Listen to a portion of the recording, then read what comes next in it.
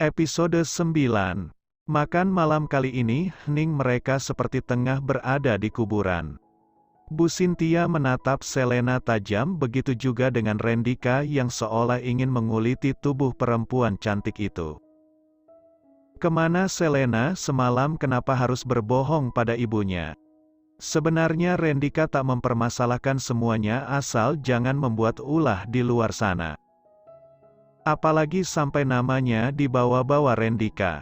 Masih belum bisa menerima Selena sebagai istrinya. Dengan susah payah, Selena berusaha menghabiskan makan malamnya. Tatapan membunuh dari Rendika membuat nyalinya sedikit menciut. Gio seolah memperlihatkan wajah tak berdosanya dengan lahap dia menghabiskan makan malamnya kali ini. Berbeda dengan Niken yang sesekali melirik Rendika tapi tak berani untuk menatap. Pak Hardian pun bingung dengan situasi saat ini. Ada apa dengan anggota keluarganya, kenapa seperti orang bermusuhan? Setelah makan malam, semuanya bubur masuk ke dalam kamar masing-masing. Niken diam-diam memperhatikan gerak Rendika yang masuk ke dalam kamar. Dan memegang tangan Selena seperti menarik untuk segera masuk. "CK, kenapa hatiku sakit? Bukannya mereka memang suami istri, wajar apapun yang akan mereka lakukan," ucap Niken pelan pada dirinya sendiri. Dia seolah mengasihani dirinya yang baru saja melihat kemesraan Rendika dan Selena. "Kenapa?" bentak Selena menarik tangannya dari pegangan Rendika. "Kenapa kamu berbohong? Semalam kamu kemana?" tanya Rendika. "Apa urusanmu? Bukannya kita tak boleh saling mengganggu?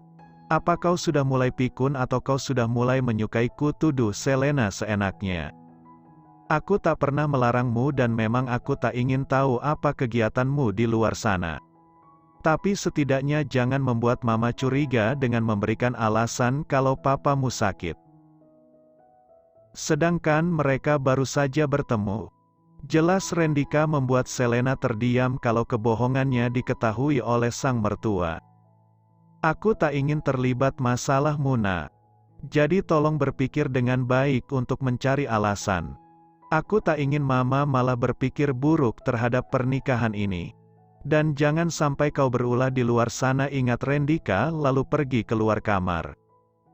Selena menghentakkan kakinya kesal kenapa harus mengatakan papanya sakit. Sementara mertuanya bertemu papanya. Tapi apalagi alasan untuk keluar dari rumah ini, pikir Selena. "Sial. Benar-benar sial," ucap Selena geram. Rendika termenung di teras depan rumahnya sambil memperhatikan ke arah pos satpam. Kepalanya sedikit berdenyut, dia pintar dalam segala hal. Dia mapan dan wajahnya cukup tampan, tapi kenapa dia tak bisa mendapatkan kebahagiaan? Niken, perempuan yang dia cintai, kini malah menjauhinya. Apa mungkin dia bisa sembuh dari penyakitnya ini? Tanpa sengaja, Niken memperhatikan Rendika. Tadinya dia lewat untuk mengantarkan kopi pada satpam rumah, tapi melihat Rendika termenung seperti menahan beban. "Dalam keadaan apapun, kamu masih tampan, Mas," gumam Niken pelan. "Apa mungkin kita bisa bersama? Sedangkan kamu sudah dimiliki orang lain," lanjutnya pelan. Niken terus berjalan dan mengantarkan kopi tersebut. Setelah itu dia ingin masuk kembali ke rumah, tapi sedikit pun Rendika tak menoleh padanya. Apa yang terjadi pada lelaki itu? Marahkah Rendika atau memang selama ini hanya dia seorang yang menahan rindu pada lelaki itu? Entahlah, Niken sendiri bingung apa yang bisa dia lakukan saat ini. Jantung Niken berdetak tak karuan, perasaannya tak menentu saat ini didiamkan oleh Rendika membuatnya sakit. Dia tak bisa menerimanya. Niken memberanikan diri untuk mendekat. "Mas," sapanya pelan tapi tak digubris oleh Rendika. "Mas," panggilnya lagi sedikit kencang membuat Rendika terkaget. "Ken, ini kamu Ken?" tanya Rendika tak percaya Niken mendekatinya bahkan memanggilnya. Kamu melamun, Mas. Apa kamu sakit?" Tanya Niken lagi. Bukannya tadi Rendika dan Selena tengah masuk ke dalam kamar, tapi kenapa Rendika sendiri di luar rumah? Rendika menggelengkan kepalanya. Ingin menarik Niken ke pelukannya saat ini dan menangis di bahu perempuan cantik itu. Rendika tak peduli dikatakan cengeng. Karena memang saat ini dia butuh dukungan serta seseorang yang bisa dijadikan teman curhat untuk mendengarkan keluh kesahnya. Ken, bisa kita bicara? Tanya Rendika lembut. Tak ada yang harus dibicarakan, Mas, tolak Niken. Mas ingin kamu mendengar cerita Mas Ken. Jika kamu tak tertarik kamu bisa pergi nantinya, ucap Rendika lagi. Dia sudah terlalu putus asa dengan keadaan dirinya. Baiklah 10 menit, ucap Niken. Rendika berdiri dan menuju mobil. Mas, bukannya kamu mau bicara? Tanya Niken heran kenapa malah masuk ke dalam mobil. Ya, tapi tidak di sini Ken. Aku ingin bicara jujur padamu, ucap Rendika lagi. Akhirnya Niken mengalah dan mengikuti langkah kaki Rendika, yang sedang membukakan pintu mobil. Rendika membawa Niken ke salah satu taman, dan menepikan mobilnya. Niken hanya diam tak bersuara. Rendika menarik nafas panjang, dia tak tahu harus mulai dari mana. Perasaan takut, malu bercampur aduk saat ini. Katakan Mas, aku tak banyak waktu, ucap Niken membuang muka tak mau menatap wajah Rendika. Mas impoten, ucap Rendika pelan membuat Niken terdiam. Ken, Mas impoten, ucapnya lagi jujur. Kamu bercanda Mas, ujar Niken tak percaya. Rendika menatap wajah Niken sendu, sambil memberikan selembar kertas hasil pemeriksaannya. Niken membacanya dalam hati, dia tak percaya dengan hasil ini. Jelas-jelas Rendika tampan. Bentuk tubuhnya bagus, kenapa bisa impoten? Hasil ini palsu Mas.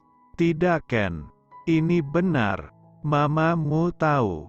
Tanya Niken dan dijawab gelengan oleh Rendika. Lalu Selena? Mas tak pernah menyentuhnya Ken. Mas dan Selena hanya tidur satu kamar tanpa berpegang sekalipun. Mas tak mencintainya. Kami sudah memiliki komitmen untuk tak saling mengganggu privasi masing-masing. Aku yakin Mas ini masih bisa diobati. Ya semoga saja Ken, tapi Mas butuh bantuanmu.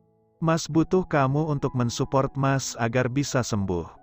Kenapa harus aku Mas? Kamu punya Selena. Dia istrimu. Dia yang berhak menemanimu berobat. Mas mencintaimu Ken, ucap Rendika tegas. Dia tak bisa lagi menyembunyikan perasaannya pada Niken. Niken terdiam. Dia tak bisa bicara apapun karena dia juga mencintai Rendika.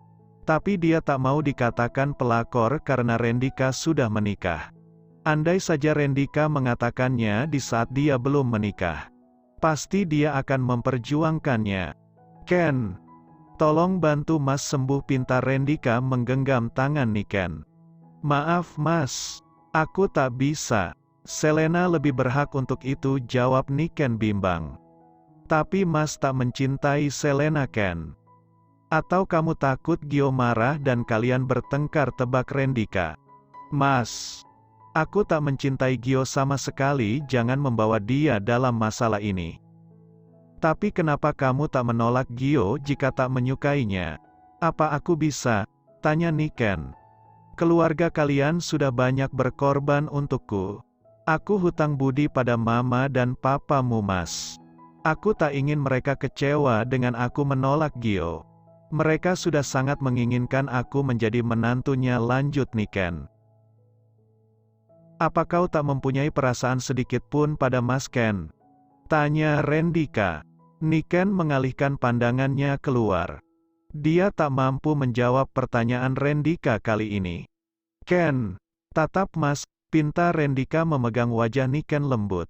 Mas, kamu sudah punya Selena.